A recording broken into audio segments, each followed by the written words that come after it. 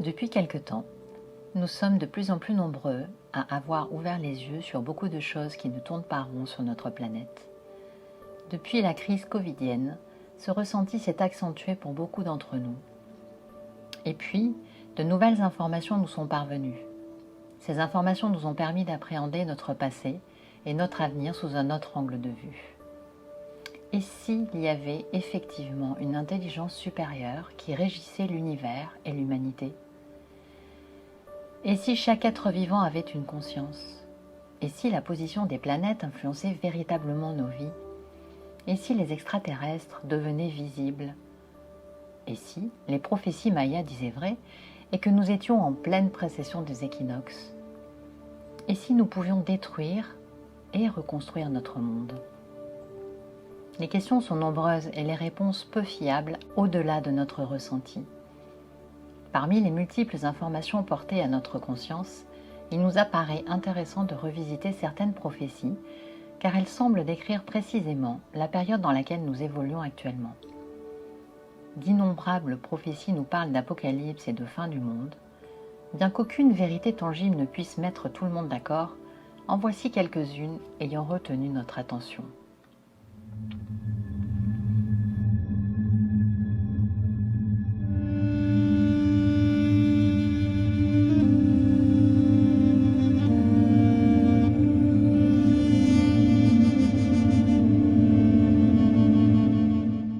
Un temps viendra où il semblera que les Égyptiens ont vainement honoré leur Dieu dans la piété de leur cœur, par un culte assidu. Toute leur sainte adoration échouera, inefficace, sera privée de son fruit, inexaucé. Les dieux quitteront la terre, regagneront le ciel, ils abandonneront l'Égypte, leur antique séjour.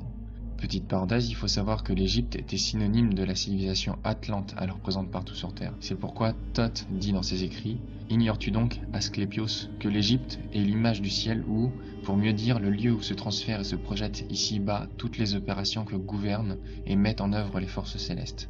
Il faut dire l'Égypte, notre terre, est le temple du monde entier. » Petite parenthèse fermée. Reprenons l'étude de la prophétie. Cette contrée, qui fut jadis le domicile des saintes liturgies, maintenant veuve de ces dieux, ne jouira plus de leur présence. Des étrangers rempliront ce pays, cette terre. Et non seulement on n'aura plus souci des observances, mais, chose plus pénible encore, il sera statué par de prétendues lois, sous peine de châtiment, de s'abstenir de toute pratique religieuse, de tout acte de piété envers les dieux. Alors cette terre très sainte, patrie des sanctuaires et des naos, sera toute recouverte de sépultures et de morts. Ô Égypte, il ne restera de tes rituels que des fables, et tes enfants plus tard n'y croiront même plus. Rien ne survivra que des signes gravés sur les pierres qui racontent tes exploits pieux. Cette partie de la prophétie renvoie au travail actuel de tous les chercheurs indépendants concernant les pyramides de Gizeh ou les autres pyramides de par le monde et tous les monuments cyclopéens. Des chercheurs qui se rendent compte que quelque chose ne tourne pas rond, que la chronologie officielle de notre histoire ne colle pas avec ces monuments cyclopéens qui sont présents partout sur Terre. Et de même Akabi, ainsi que les antiques civilisations qui nous ont précédés et leur héritage, leur connaissance, leur savoir immense qui nous transcende et qui nous élève énormément. Un voisin barbare s'établira en Égypte, car voici que la divinité remonte au ciel. Les hommes délaissés mourront tous et, sans Dieu et sans fidèles, l'Égypte, veuve des dieux, ne sera plus qu'un désert. La prophétie s'étend ici bien au-delà de l'Égypte, elle parle de la terre entière. L'Égypte était un symbole de la civilisation atlante présente partout sur Terre. Les Égyptiens, ce sont, je le répète, les héritiers des Atlantes, les âmes d'Enki Shiva, et donc les gardiens du savoir hermétique, de la connaissance ésotérique. C'est à toi que je m'adresse et que j'annonce les choses à venir, Nil très saint. Des flots de sang te gonfleront jusqu'aux rives, et il y aura beaucoup plus de morts que de vivants. Quant à celui qui aura survécu, ce n'est qu'à son langage qu'on le reconnaîtra pour égyptien. Les ténèbres seront préférées à la lumière. Le mystique sera tenu pour fou, le fanatique passera pour un héros, et le pire criminel pour un homme de bien. On le voit à l'heure actuelle, au niveau de la justice notamment, où nos dirigeants, même au pouvoir officiel, sont élus et plébiscités par des millions de votes, alors même qu'ils se traînent des casseroles judiciaires absolument honteuses. Certains individus se voient même relaxés pour des viols avérés. Les valeurs de la justice, aujourd'hui, normalement soutenues par une morale d'airain dans un monde idéal, sont totalement détraquées, dévoyées et retournées. On rira de l'âme et de toutes les croyances qui s'y rattachent. Bien plus, on n'y verra que vanité. Ce sera un crime aux yeux de la loi que de s'être adonné à la pure religion de l'esprit. On créera un droit nouveau. Cette citation renvoie au monde actuel à l'instauration lentement mais sûrement du nouvel ordre mondial dont nous rivaliseraient tous les politiques. Rien de saint, rien de pieux, digne du ciel et des dieux qui y résident, ne se fera plus entendre, ni ne trouvera créance dans les âmes. Quand toutes ces choses auront été accomplies, ô Asclépios, alors le Seigneur anéantira toute la malice et il ramènera le monde à sa beauté première. Merci au créateur de la chaîne Satanama Yuga pour ce partage et paix à son âme. Vous trouverez un énoncé plus détaillé de cette prophétie dans le lien de la description.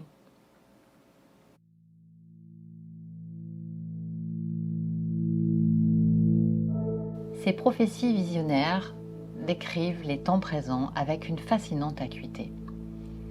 Celle-ci aurait été écrite en 1099 par Jean de Jérusalem ou Jean de Vézelay, membre de l'ordre des Templiers. Lorsque commencera l'an 1000 qui vient après l'an 1001, on verra l'enfant dont les os percent la peau et celui dont les yeux sont couverts de mouches. Nul n'écoutera le cœur souffrant des enfants. On les dénichera comme des oisillons. L'enfant sera lui aussi vendu. Certains se serviront de lui comme d'une quintaine. D'autres le traiteront comme un animal servile. On oubliera la faiblesse sacrée de l'enfant, et l'homme ne sera plus rien que barbarie. L'homme fera marchandise de tout. Chaque chose aura son prix.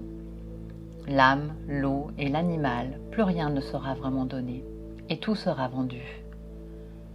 Le regard et l'esprit des hommes seront prisonniers. Ils seront ivres et ignoreront. Ils prendront les images et les reflets pour la vérité du monde. On fera d'eux ce que l'on fait d'un mouton. Les maladies de l'eau, du ciel et de la terre menaceront l'homme et le frapperont. La terre tremblera en plusieurs lieux et les villes s'effondreront. L'homme aura peur des jours qui viennent. La boue submergera les villages et le sol s'ouvrira sous les palais. Les hommes sauront faire vivre des mirages, les sens seront trompés et ils croiront toucher ce qui n'est pas. Ils suivront des chemins que seuls les yeux verront. Ils se perdront dans de faux labyrinthes et l'homme ne saura plus séparer ce qui est de ce qui n'est pas. Lorsque commencera l'an 1000 qui vient après l'an 1000, les animaux que Noé avait embarqués sous son arche ne seront que des bêtes transformées selon sa volonté. L'homme aura fait de chaque espèce ce qu'il aura voulu, et il en aura détruit d'innombrables. Que sera devenu l'homme qui aura changé les lois de la vie? Sera-t-il l'égal de Dieu ou l'enfant du diable? La première partie de la prophétie est une sombre prédiction pour la période de l'an 2000, l'an 1000 qui vient après l'an 1000. A l'inverse, la deuxième partie de la prophétie annonce une ère nouvelle et pleine d'espoir, lorsque sera le plein de l'an 1000 qui vient après l'an 1000. Saint Malachie était un évêque irlandais. Cette prophétie annonce qu'au terme d'une succession de 112 papes depuis Célestin II, surviendrait Pierre le Romain, qui guidera les chrétiens dans un contexte apocalyptique de persécution et de destruction de la ville aux 7 collines, on parle ici de Rome, prélude à l'arrivée du juge terrible. Elle semble indiquer que ce Pierre le Romain serait le pape François.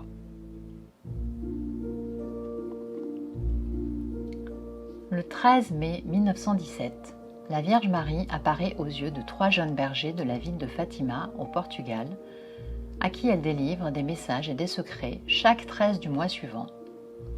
Elle leur prédit l'avènement d'un miracle du soleil pour le 13 octobre 1917. Ce jour-là, 70 000 personnes sont présentes à Fatima pour assister à cet événement. Il pleut depuis l'aube et toutes les personnes présentes sont trempées. La Vierge Marie apparaît quelques instants. À la fin de son apparition, Lucia, une des 3 enfants ayant assisté à toutes les apparitions de la Vierge, prévient la foule qu'il est l'heure de fermer les parapluies. À ce moment-là, la pluie cesse et surgit un disque d'argent que les gens prennent pour le soleil, qui se met à tournoyer sur lui-même à très grande vitesse, puis descend sur la foule en feuilles mortes. L'assistance est effrayée car elle croit vivre la fin du monde. Le soleil s'est détaché du ciel et menace de percuter la terre. Le phénomène dure une dizaine de minutes. Une fois le phénomène terminé, chaque personne se trouve entièrement sèche. Parmi les messages laissés par la Vierge de Fatima, 3 secrets ont été donnés aux 3 enfants bergers. Voici le véritable 3e secret transmis par Lucia. Tandis qu'au Portugal se conservera le dogme de la foi, Dans bien des nations peut-être, dans le monde entier, presque entier, la foi se perdra. Les pasteurs de l'Église manqueront gravement au devoir de leur charge. Notons au passage que le lien avec tous les scandales de pédophilie s'invite dans cette partie. Par leur faute, les âmes consacrées et les fidèles en grand nombre se laisseront séduire par des erreurs pernicieuses partout répandues. Ce sera le temps du combat décisif entre la Vierge et le démon. Une vague de désorientation diabolique déferlera sur le monde. Satan s'introduira jusqu'au plus haut sommet de l'Église. Il aveuglera les esprits, il endurcira le cœur des pasteurs, car Dieu les aura livrés à eux-mêmes en châtiment de leur refus d'obéir aux demandes du cœur immaculé de Marie. Ce sera la grande apostasie annoncée pour les derniers temps, le faux agneau, faux prophète, trahissant l'Église au profit de la bête, selon la prophétie de l'Apocalypse. À la fin, mon cœur immaculé triomphera, le Saint-Père me consacrera la Russie, qui se convertira, et il sera donné au monde un certain temps de paix.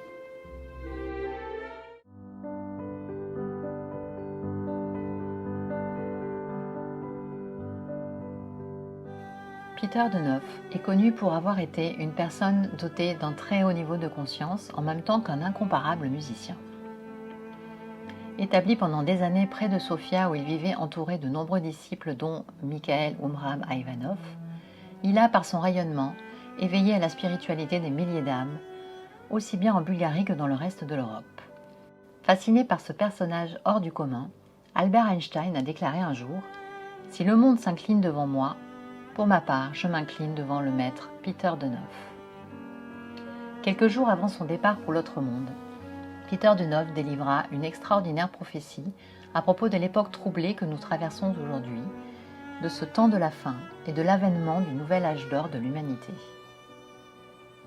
De fait, au cours des temps, la conscience de l'être humain a traversé une très longue période d'obscurité. Mais cette phase que les hindous appellent Kali Yuga est sur le point de s'achever. Aujourd'hui, nous nous trouvons en effet à la frontière entre deux époques, celle du Kali Yuga et celle de la nouvelle ère dans laquelle nous entrons.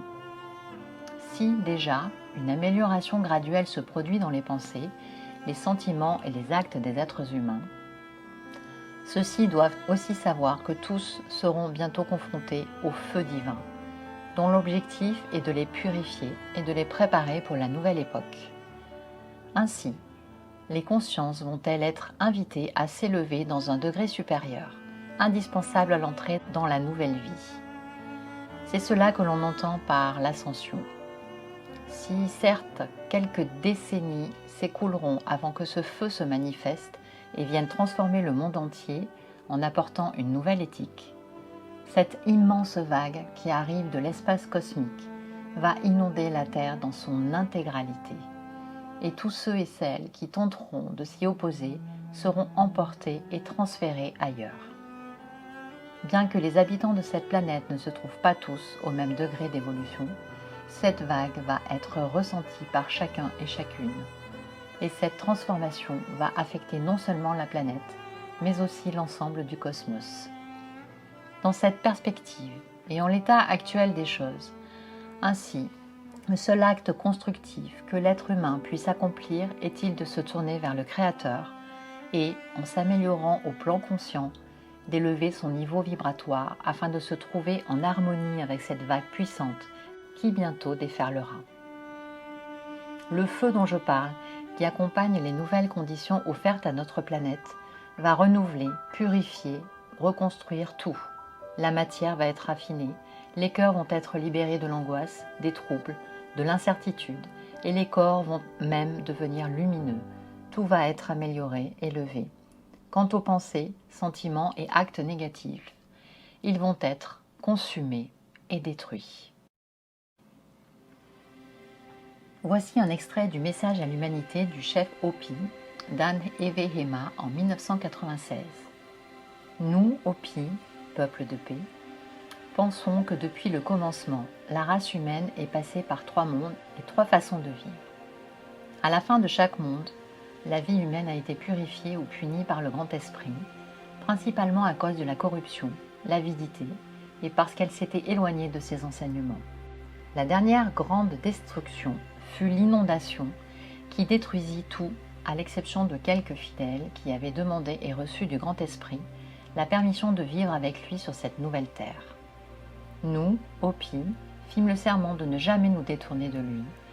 Pour nous, les lois du Créateur n'ont jamais changé et ne se sont jamais effondrées.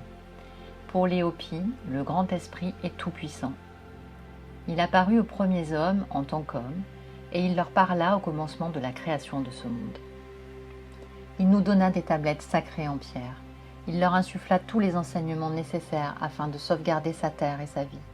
Sur ces tablettes en pierre se trouvaient des instructions, des prophéties et des avertissements. On nous a enseigné à maintenir l'équilibre entre ce monde et les autres univers, en priant et en pratiquant divers rituels qui ont toujours lieu aujourd'hui. Nous arrivons à la fin du 4e monde de destruction et à l'aube du 5e monde de paix.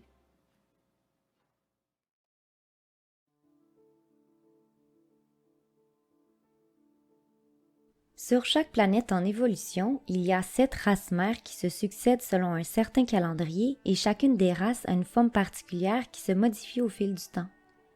Nous allons d'ailleurs voir sous quelle forme évoluent les individus selon la race dont ils font partie.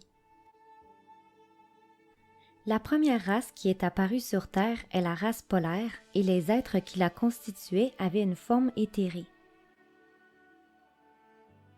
La seconde race est la race hyperboréenne et les individus avaient plutôt une forme gazeuse, mais de puissants ouragans et cyclones les ont exterminés. La troisième race est celle des Lémuriens et ils furent les premiers à avoir un corps semi-dense. Malheureusement, comme leurs prédécesseurs, ils ont péri, mais pas de la même manière.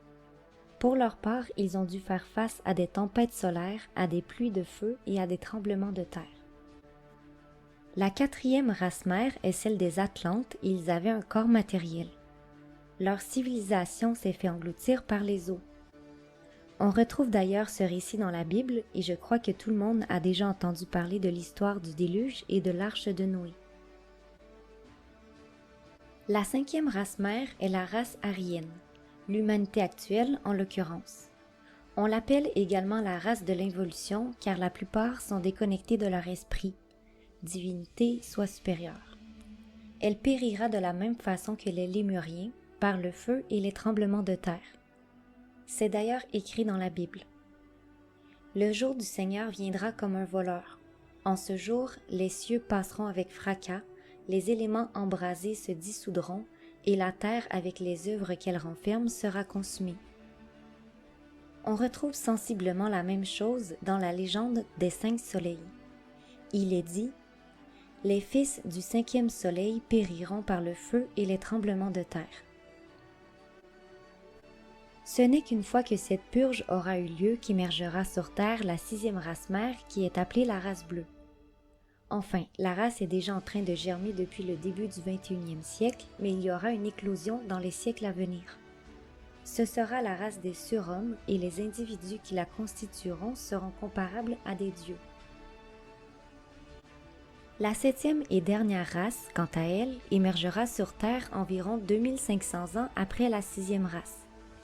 Elle sera constituée d'individus ayant atteint le stade de la perfection. Ils seront des supra-hommes et seront connus à travers tout l'univers pour avoir conquis la mort. Ils ne seront donc plus soumis à l'illusion du temps et c'est pourquoi on les qualifie d'éternels.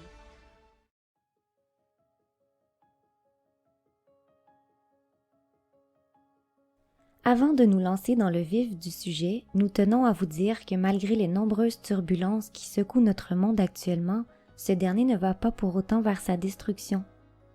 En fait, nous sommes de plus en plus convaincus que notre évolution en tant qu'humanité ne peut s'accomplir sans épreuves de toutes sortes.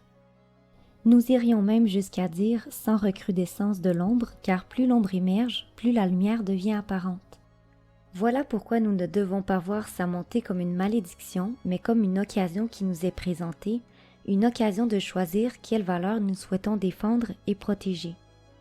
Pour notre part, ces valeurs peuvent être regroupées en 3 mots: amour, liberté et fraternité. Et maintenant, nous sommes prêts à nous plonger au cœur de la prophétie de Saint Jean. Tout d'abord, le terme apocalypse signifie révélation et dévoilement et non fin du monde comme nous pouvons le croire. Le but du texte n'est pas de dissimuler la vérité, mais de la révéler au grand jour.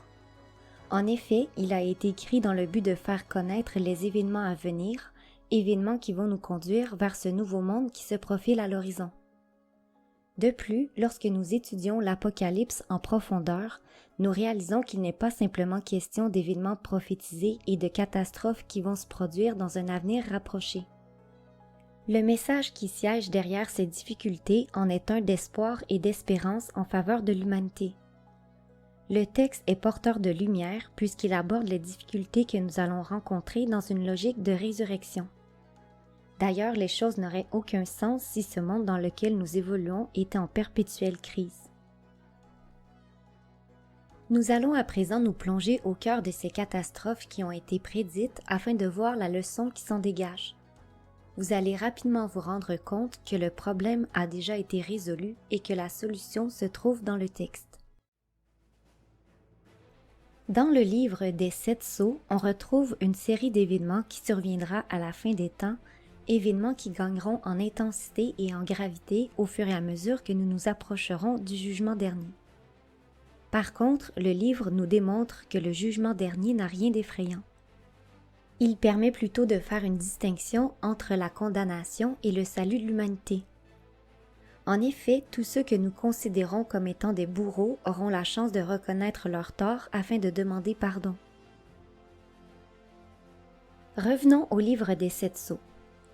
Les 4 premiers sceaux sont liés à ce qu'on appelle les 4 cavaliers de l'Apocalypse. Leur monture est de couleurs différentes afin de représenter un événement en particulier. Le premier cavalier, monté sur un cheval blanc, symbolise la conquête. Le second, chevauchant un cheval roux, représente la guerre. Le troisième, monté sur un cheval noir, désigne la famine, alors que le quatrième, chevauchant sa monture de couleur verdâtre, a le pouvoir de faire périr les humains par la peste et les épidémies. Nul besoin d'être historien pour voir que ces 4 cavaliers ont accompli leur œuvre. Et maintenant, pour ce qui est du 5e sceau, il concerne la persécution de ceux qui se sont battus pour faire valoir les valeurs les plus élevées de l'humanité. Encore une fois, nul besoin d'être historien pour voir que cela dure depuis des siècles. Le 6e sceau, quant à lui, peut porter à confusion. En effet, son ouverture peut être perçue comme la plus grande malédiction qui soit, puisqu'elle entraînera des catastrophes et des cataclysmes à l'échelle du globe. Ce 6e sceau révélera des signes célestes qui bouleverseront l'humanité. D'ailleurs, voici ce qui est écrit dans l'Apocalypse, chapitre 6, versets 12 et 13.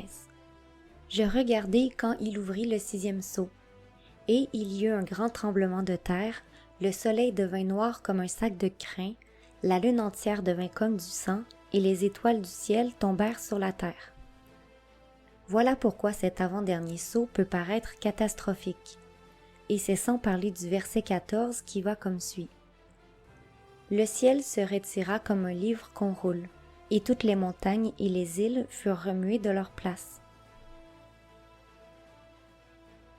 Le 7e et dernier sceau peut également paraître des plus inquiétants, mais encore une fois, nous devons voir au-delà de l'épreuve. Voici ce qui est dit dans l'Apocalypse, chapitre 8. Quand l'agneau ouvrit le 7e sceau, il y eut dans le ciel un silence d'environ une demi-heure.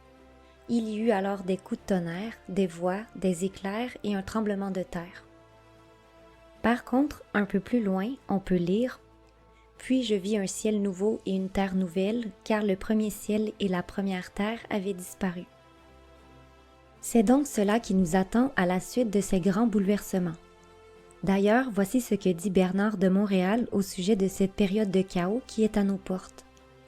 Vous verrez que ces turbulences ont un sens profond et que l'humanité sortira victorieuse de cette épreuve. Un jour, lorsque la terre se sera retournée et que le soleil noir sera perçu par l'homme, la science de l'intelligence descendra sur la terre, car l'homme aura le pouvoir de l'énergie de l'intelligence en lui. Et les dominations et les royaumes les plus élevés le serviront, car l'homme détiendra la clé de voûte qui permet à l'atome d'obéir à l'esprit de l'homme. Car l'esprit de l'homme renouvelé est l'esprit de l'intelligence cosmique caché dans le sein du soleil noir. Cela est confirmé dans le traité cosmologique L'hypostase des archontes, 4e traité du Codex 2 de la bibliothèque de Nag Hammadi. Le grand ange conclut avec une prophétie et une promesse en annonçant le triomphe de l'humanité sur l'erreur et sur le pouvoir illusoire des archontes, forces de l'ombre. Pensez-vous que ces autorités aient un quelconque pouvoir sur vous? Aucun d'entre eux ne peut s'opposer à la racine de vérité et ces puissances seront dominées. Ces puissances ne peuvent te profaner ou profaner cette génération, car votre demeure est dans l'incorruptibilité, dans la force virginale et immortelle, supérieure aux autorités et au chaos de leur monde. L'humanité est donc supérieure aux archontes. D'ailleurs, l'identité véritable de l'espèce humaine est cosmique, divine et préterrestre. Ceux qui possèdent cette vision de leur nature réelle sont les enfants de la lumière.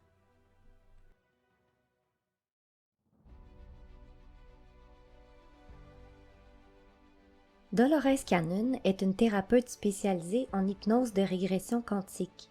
Elle fut la première à développer une technique particulière pour contacter ce qu'elle appelle le subconscient. Sa méthode employée lui permet de communiquer avec le soi supérieur de son patient et ainsi accéder à un réservoir d'informations quantiques. Voici quelques informations sur la Nouvelle Terre provenant de différents clients, extraites de la série Les Arcanes de l'Univers. Le texte est écrit sous forme de dialogue et c'est la cliente qui débute. Toute l'idée est de faire en sorte que les gens s'expansent et que le niveau s'élève quelque peu. Si nous y arrivons, nous pouvons faire ce changement et le leur rendre plus aisé. Ce seront ceux que nous ne pourrons pas amener à changer que nous allons laisser en arrière. Ce sera horrible. Nous ne parvenons pas à leur faire voir.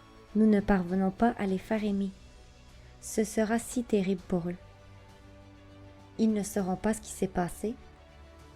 Non, ils sauront. C'est bien ça l'idée. Ils sauront, mais il sera trop tard pour qu'ils changent leur vibration. Ils ne peuvent pas en changer en une seconde. Ils devront en changer sur une certaine période de temps. Nous y avons travaillé depuis un certain temps. Cela doit vous pénétrer et agir sur votre corps, et cela doit changer et lentement élever vos vibrations. Et quand ça arrivera, ce sera trop tard pour eux, mais ils le verront quand même. Ils vont mourir, mais ils le verront et ce sera un apprentissage pour eux. Ce monde continuera à exister, mais il sera différent. Ce ne sera pas terrible, non, pas terrible. Il ne restera pas grand-chose dans ce monde-là. Beaucoup de gens vont mourir à ce moment-là. Oui, mais je pense que leur mort sera plutôt indolore. Je pense qu'ils vivront juste assez pour voir ce qui se passe. Et je pense que Dieu leur épargnera l'horrible douleur traumatique. Je prie pour que cela arrive. Dolores enchaîne en parlant de ceux qui iront dans la nouvelle vibration. Elle mentionne qu'ils la connaîtront parce qu'ils sont prêts, alors que les autres ne le sont pas. Sa cliente le lui confirme. Non, ils ne le sont pas du tout. Alors ils resteront dans la négativité? Vous avez dit que le monde entier sera changé à ce moment-là. Oui, ceux qui peuvent avancer vont y entrer, et ceux qui ne le peuvent pas n'iront pas, et ce sera horrible pour eux. Et ce sera comme deux mondes?